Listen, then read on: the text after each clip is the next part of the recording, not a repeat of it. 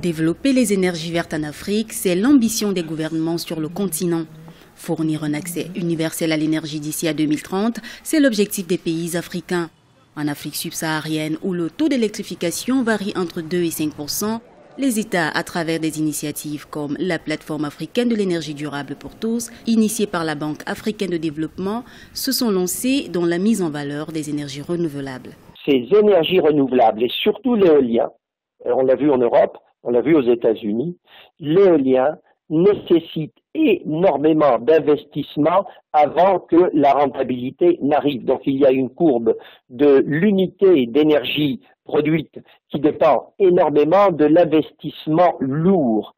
L'investissement n'est pas comme dans le photovoltaïque, un investissement léger et qui permet d'obtenir tout de suite de l'énergie et de la rentabilité. Les économies africaines connaissent une croissance annuelle moyenne d'un peu plus de 4%. Si cette tendance se poursuit, le PIB de l'Afrique devrait être multiplié par 3 d'ici 2030 et par 7 d'ici 2050. Un secteur énergétique plus performant permettra d'accélérer le rythme de l'essor économique du continent.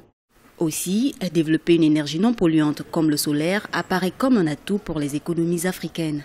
L'Afrique est bien lotie en matière de soleil et c'est une ressource qui pourrait être facilement exploitée et je pense même à un moindre coût.